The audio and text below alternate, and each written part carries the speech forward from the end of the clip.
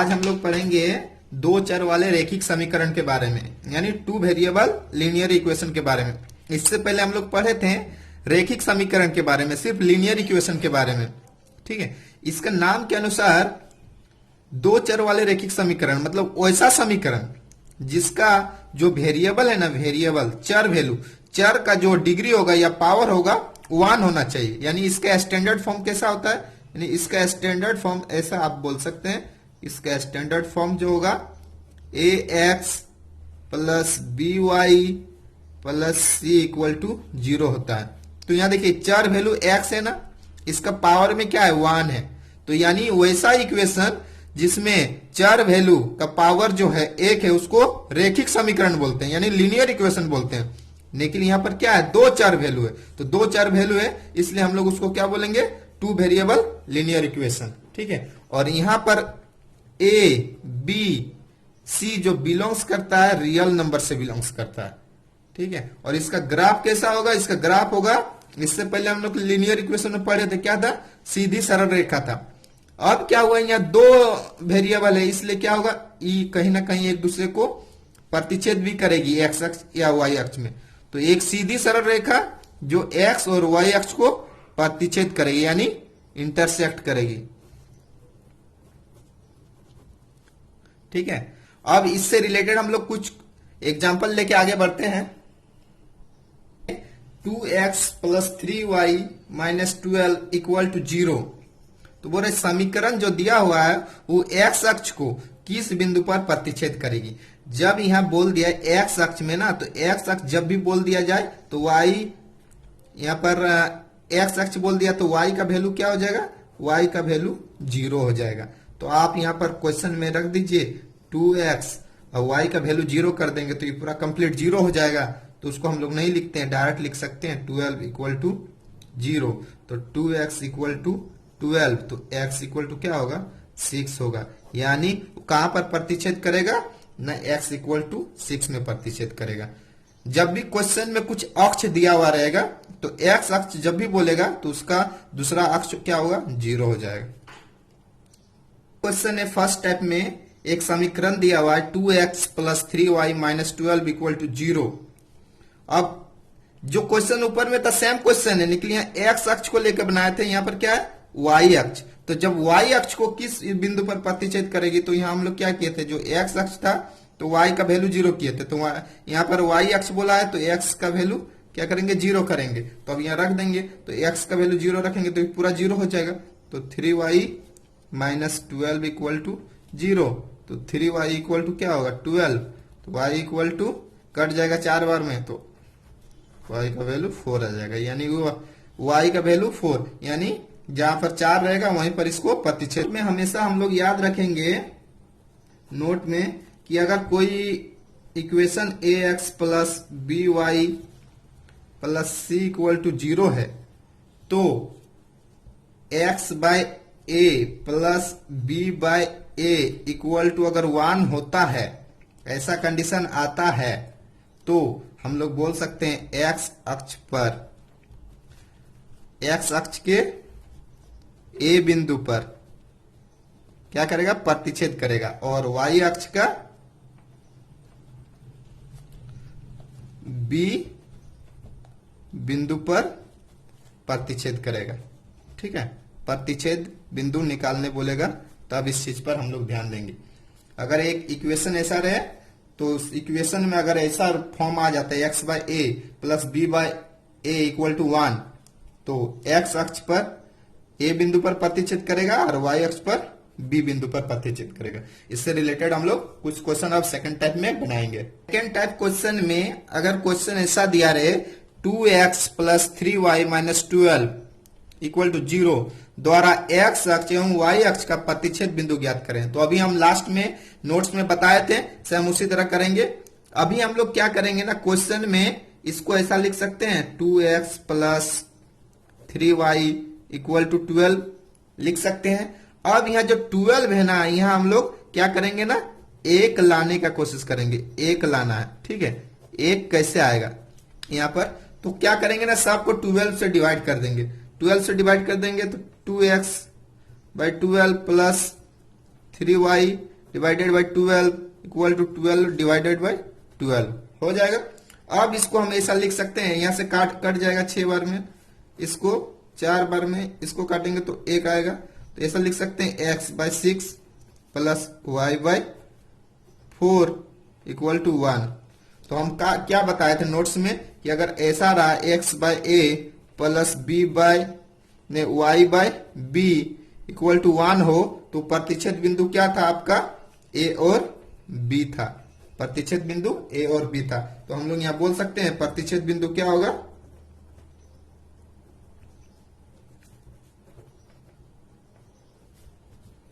6 x के साथ है तो x का वैल्यू पहले लिखते हैं, y वाला बाद में, तो 4। तो प्रतिच्छेद बिंदु क्या होगा, 6 और 4। इस चीज पर हमेशा ध्यान दीजिएगा कि यहाँ पर 1 आना चाहिए। जब तक 1 नहीं आएगा तो आप डायरेक्ट लिखेंगे तो गलत हो जाएगा। यहाँ पर हम लोग क्या किए, 1 लाने के लिए 12 से डिवाइड किए, 1 आ गया, तब जाके इसको हम लोग बोल सकते हैं यह प्रतिच्छेद बिंदु है। x इक्वल टू 6 और 4 आ गया, तो अगर हम लोग इसका ग्राफ बनाएंगे तो ऐसा हम लोग ग्राफ बना सकते हैं, इधर y का वैल्यू है, इधर y डैश का, इधर x का, इधर x डैश का। तो देखिए x का वैल्यू 6, तो ऐसे ऐसे करके यहाँ पर एक जगह आ जाएगा 6 आ जाएगा, इसी तरह यहाँ पर एक जगह 4 आ जाएगा y का वैल्यू। तो इंटरसेक्ट कहाँ कहाँ किया है, 6 यहाँ से लेके यहाँ तक, ऐसे जो सीधी सरल रेखा कैसा होगा ऐसा होगा। करेंगे दो चर वाले रेखिक समीकरणों का युग्म के बारे में, यानी पेयर के बारे में। ठीक है, मान के चलिए एक इक्वेशन है a1x plus b1y plus c1 equal to 0। दूसरा इक्वेशन है आपका a2x plus b2y plus c2 equal to 0। तो ये जो पेयर दिया हुआ है इसका रिजल्ट क्या होगा, इसका हल कैसा होगा, इसका ग्राफ कैसा होगा, इससे रिलेटेड हम लोग को जानना है। तो इसका कुछ कंडीशन होता है। इसका कंडीशन क्या है ना, कंडीशन है अगर a1 bye a2 equal to b1 bye b2 है तो क्या होगा, उसका जो हल आएगा वो संगत रहेगा और एक विशेष हल होगा। विशेष हल मतलब इसका कोई दूसरा हल नहीं हो सकता, यानी क्या हो सकता है, अद्वितीय हल। इसको क्या बोल सकते हैं, और अद्वितीय हल, या फिर इसको हम लोग क्या बोल सकते हैं अंग्रेजी में, यूनिक सॉल्यूशन। क्या बोलेंगे, यूनिक सॉल्यूशन। और इसका ग्राफ कैसा होगा, इसका ग्राफ होगा संगत है, और क्या बोल रहा है, इसका दूसरा हल नहीं होगा, यानी एक निश्चित बिंदु पर ही दोनों क्या होगा, दोनों इक्वेशन एक दूसरे को प्रतिच्छेद करेगा, यानी इसका ग्राफ क्या होगा, इंटरसेक्टिंग होगा। ग्राफ क्या होगा, इंटरसेक्टिंग होगा, यानी एक दूसरे को कहीं ना कहीं प्रतिच्छेद करेगा, कहीं ना कहीं प्रतिच्छेद करेगा।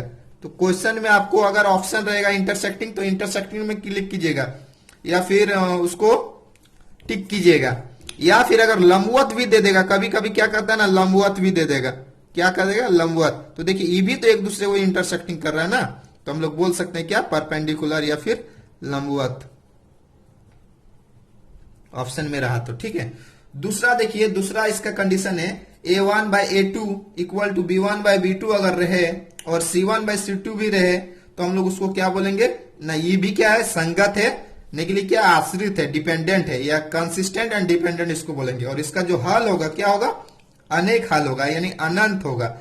इसका अंग्रेजी में हम लोग क्या बोल सकते हैं, अनेक को मेनी सॉल्यूशन, मेनी सॉल्यूशन, या फिर इन्फिनाइट, इन्फिनाइट सॉल्यूशन। ठीक है, और इसका जो आलेख होगा, आलेख कैसा होगा, इसका ग्राफ कैसा होगा, इसका ग्राफ होगा आपका समपाती होगा, इसका ग्राफ समपाती। इसको अंग्रेजी में बोलते हैं को इंसिडेंट, को इंसिडेंट, को इंसिडेंट लाइन, यानी इसको आप ओवरलैपिंग जैसा बोल सकते हैं कि क्या है, ओवरलैपिंग है। ओवरलैपिंग मतलब एक के ऊपर एक लाइन है, एक के ऊपर एक लाइन है।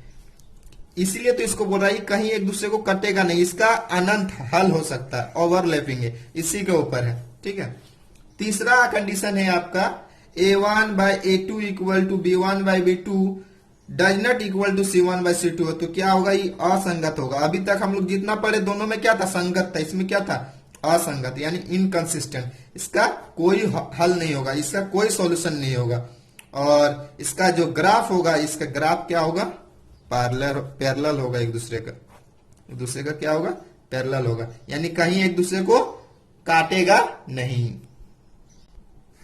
अगर इक्वेशन एक का इसको हम लाइन एल मानते हैं, इसको एम मानते हैं, तो कहीं एक दूसरे को काट रहा है, नहीं काट रहा, तो इसका क्या होगा, हल क्या होगा, कोई हल नहीं होगा। क्वेश्चन पूछ दिया कि दो चर वाले रैखिक समीकरणों की रेखाएं एक ही तल में हो तो कितनी संभावनाएं उत्पन्न हो सकता है। तो कितनी संभावनाएं, अभी हम लोग तीन कंडीशन पढ़े ना, तो आंसर क्या हो जाएगा आपका, तीन संभावनाएं उत्पन्न हो सकती है। x minus 2y equal to 0 और 3x plus 4y equal to 20 द्वारा खींचा गया आलेख कैसा होगा। तो हम लोग फिर कंडीशन चेक करेंगे। पहला कंडीशन में यहाँ देखिए 1 है, यहाँ 3 है, तो 1/3 इक्वल टू देखेंगे यहाँ -2 है, यहाँ पर 4 है, तो देखिए क्या दोनों बराबर है, नहीं है दोनों बराबर, यानी क्या हो रहा है, कौन सा कंडीशन में आ रहा है ना, पहला कंडीशन में आ रहा है। पहला कंडीशन में हम लोग क्या बोले थे कि क्या था, नहीं संगत था, और साथ में क्या था, नहीं इसका एक ही हल था, ये एक जगह कहीं ना कहीं कट रहा था, इंटरसेक्ट कर रहा था एक निश्चित बिंदु पर, तो इसको हम लोग क्या बोले थे, अद्वितीय हल। और इसका हम लोग ग्राफ क्या बोले थे, ग्राफ कैसा रहेगा, इसका ग्राफ बोले थे जो अद्वितीय हल है, जो संगत है, जो इसका यूनिक सॉल्यूशन है, उसका ग्राफ कैसा रहेगा न, प्रतिच्छेदी रहेगा, इंटरसेक्ट कर रहा है एक जगह। 2x plus 3y equal to 9 और 4x plus 6y equal to 18 द्वारा खींचा गया आलेख कैसा होगा। ठीक है, तो इसमें भी हम लोग कंडीशन चेक करेंगे।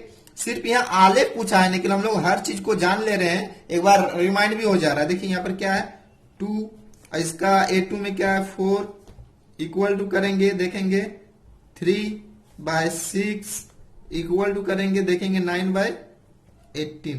तो देखिए इसमें सब में काटने से क्या हो रहा है, 1/2 आएगा ना, 1/2 चेक कर सकते हैं, यहाँ भी आएगा 1/2, यहाँ भी आएगा 1/2, यहाँ भी आएगा 1/2। ये तो जब ऐसा आता था तो कंडीशन हम लोग किस में आ रहा है, तो कंडीशन में आ रहा है देखिए कि क्या होगा, ये संगत होगा, और क्या होगा, इसका संपाती होगा, यानी ओवरलैप कर रहा है, इसका जो लाइन बनेगा इंटरसेक्ट लाइन ओवरलैप कर रहा है। और इसका हल क्या बन रहा था, नहीं इसका हल आ रहा था अनेक हल, मेनी सॉल्यूशन, ऐसा था आपका ग्राफ स्टेप का, यानी एक के ऊपर एक संपाती। तो हो गया इसका आलेख कैसा होगा, इसका आलेख होगा संपाती, यानी को इंसिडेंट लाइन ने x प्लस 2y इक्वल टू 4 और 2x plus 4y equal to 12 द्वारा खींचा गया आलेख कैसा होगा। तो फिर इसको हम लोग चेक करेंगे, 1/2 इक्वल टू 2/4 इक्वल टू 4/12। तो देखिए यहां से यहां तक तो बराबर हो जा रहा है, लेकिन यहां पर आपका बराबर नहीं हो रहा है, क्योंकि यहां पर आपका 1/3 आ जा रहा है। ठीक है, अब कैसा कंडीशन में आया ना, ये है असंगत, कैसा है, असंगत। ठीक है, और इसका असंगत रहता तो इसका हल क्या था, कोई हल नहीं था, कोई हल नहीं आ रहा था। और इसका ग्राफ कैसा आ रहा था, कोई हल अगर नहीं है, यानी कहीं एक दूसरे को नहीं काटेगा, यानी क्या था, एक दूसरे का पैरेलल था, एक दूसरे का पैरेलल था। एक नोट है, इसको याद रखिएगा कि किसी भी समीकरण युग्म जिसका हल अद्वितीय है यानी यूनिक है एवं आलेख जो होगा प्रतिच्छेदी होगा, तो x अक्ष में त्रिभुज का क्षेत्रफल और y अक्ष में त्रिभुज का क्षेत्रफल क्या होगा, दोनों बराबर होगा। मतलब कहने का मतलब हम ग्राफ में इसको समझा रहे हैं, अगर ये x अक्ष है, ये x डैश अक्ष है, ये y अक्ष है, y डैश अक्ष है, कोई भी दो समीकरण युग्म है कहीं एक जगह प्रतिच्छेद कर रहा है एक दूसरे के, क्योंकि यहाँ प्रतिच्छेद ही है। मान के चलिए पॉइंट है, इधर से एक रेखाखंड आया है, समीकरण मान के चलिए ऐसे इस पॉइंट पे, और इधर से एक रेखाखंड गया, यहाँ प्रतिच्छेद किया है, ठीक है। तो यहाँ पर एक कोई निर्देशांक होगा एक्स और वाई जहां पर प्रतिच्छेद करेगा, तो ई वाला एरिया और ई जो ट्रायंगल बना इसका एरिया क्या होगा, दोनों बराबर होगा, यही इसमें बताया जा रहा है, ठीक है। और यहां पर ध्यान दीजिए, यहां पर अगर एक्स अक्ष का बोले तो ये जो शीर्ष से लेके ये आधार तक, शीर्ष से आधार के बीच का दूरी को, इसका हम लोग क्या बोलेंगे, ऊंचाई बोलेंगे, किसका, एक्स अक्ष का, एक्स अक्ष का हाइट बोलेंगे। और यहां पर इस ट्रायंगल में जो वाई अक्ष में है, इसके लिए आधार ये हो जाएगा और इसका शीर्ष ये हो जाएगा, तो इसको बोलेंगे हम लोग वाई अक्ष का हाइट, ठीक है, वाई अक्ष का हाइट। तो वाई अक्ष का हाइट मतलब यहां से यहां के बीच का दूरी क्या है, इसके लिए एक्स है, तो वाई अक्ष का हाइट यहाँ पर एक्स हो जाएगा, और इसके लिए क्या हो जाएगा, एक्स अक्ष का हाइट क्या हो जाएगा, यहां से यहां, तो यहां से यहां का डिस्टेंस क्या है, वाई है, यानी एक्स अक्ष में हाइट हो जाएगा वाई और वाई अक्ष का हाइट हो जाएगा एक्स, ठीक है। अब इसको हम लोग चेक करते हैं, जो रूल है ये कैसे रियल में प्रूफ हो रहा है कि नहीं, इसको हम लोग एक क्वेश्चन में बना के इसको चेक करते हैं। एक क्वेश्चन है 2x plus Y equal to 6 एवं x minus 2y equal to -2 द्वारा खींचे गए आलेख का प्रतिच्छेद बिंदु 2,2 है, यानी निर्देशांक बिंदु दिया हुआ है। तो x अक्ष के सापेक्ष बने त्रिभुज का क्षेत्रफल बताना। तो देखिए अभी हम यहाँ पर बताए थे, तो अगर x अक्ष के सापेक्ष था तो हम लोग हाइट किसको ले रहे थे, y को, और जहां पर प्रतिच्छेद बिंदु था उसका बात बोल रहे हैं। तो प्रतिच्छेद बिंदु आपका यहाँ पर क्या है, प्रतिच्छेद बिंदु इंटरसेक्ट पॉइंट,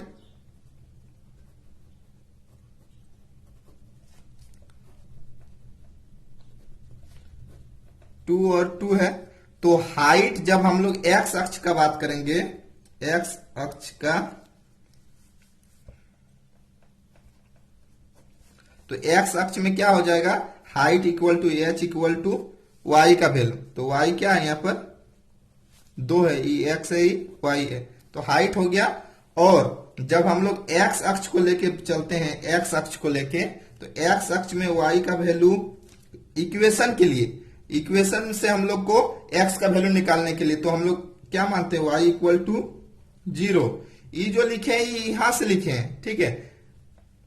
तो y इक्वल टू 0 रहेगा, तब इक्वेशन 1 में हम लोग इसको 0 को पुट करते हैं तो हम लोग को x का वैल्यू निकलेगा। देखिए अब इसमें हम लोग रख देते हैं y का वैल्यू 0, तो क्या आएगा, 6 आएगा, तो x बराबर क्या आएगा, 3। उसी तरह इक्वेशन 2 में अगर रखते हैं, इक्वेशन 2 में रखते हैं तो x माइनस, यहां पर देखिए y का वैल्यू 0 रख देंगे तो 0 हो जाएगा, बराबर क्या हो जाएगा, -2, यानी x का वैल्यू 3 और x का वैल्यू -2 आया। अब देखिए अगर हम लोग इस ग्राफ में अगर देखते हैं तो x और x का वैल्यू -2 कहां पर आएगा, इस साइड में आएगा। अगर ये x अक्ष है, ये x डैश अक्ष है, ये y है, y डैश अक्ष है, तो इधर जितना आता है नेगेटिव आता है, इधर पॉजिटिव आता है। अगर ये -1 है तो ये -2 है मान के चलिए, इधर आपका 1 है, इधर 2 है, इस तरह करके यहाँ पर 3 आएगा। अब देखिए आपका x का वैल्यू -2 यानी यहाँ पर, और x का वैल्यू 3 यहाँ पर, तो यहाँ से लेके यहाँ का बीच का डिस्टेंस कितना हो जाएगा, यहाँ से यहाँ का बीच का डिस्टेंस, यानी दोनों को जोड़ देंगे तो हम लोग को डिस्टेंस निकल जाएगा। तो दोनों को जोड़ते हैं, ये दोनों को x प्लस, नहीं x बोल रहे हैं 3 + 2, तो कितना हो जाएगा 5। जो ये 5 आया ना, तो हम लोग बोल सकते हैं इसका आधार क्या निकला, इस ट्रायंगल का आधार 5 निकला, यानी इसको हम लोग आधार बोलेंगे। यहाँ पर देखिए यहाँ से यहाँ का डिस्टेंस निकल गया तो इसको हम लोग आधार बोलेंगे, हाइट निकल गया। तो त्रिभुज का क्षेत्रफल बराबर क्या होता है, त्रिभुज का क्षेत्रफल बराबर होता है 1/2 आधार गुना ऊंचाई। तो 1/2 आधार कितना आया, 5 आया।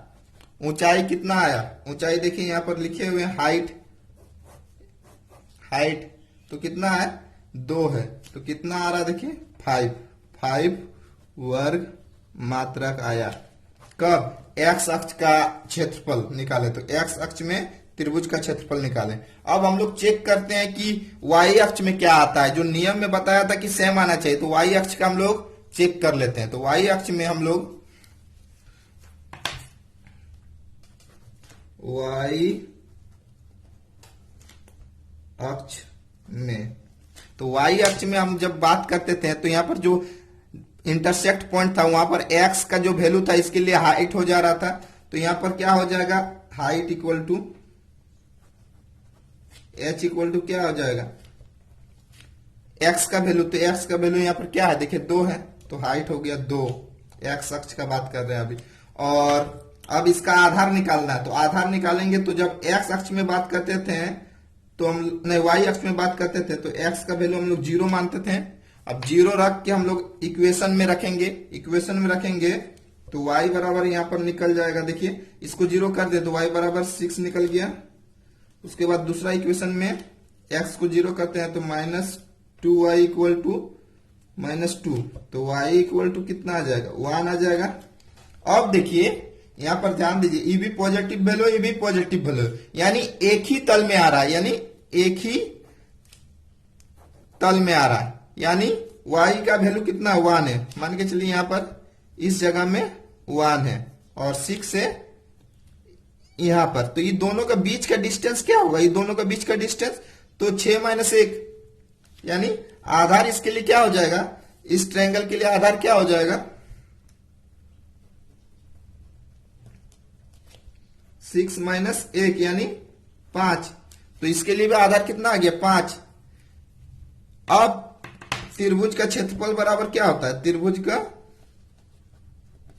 क्षेत्रफल निकालेंगे 1/2 गुना आधार गुना ऊंचाई।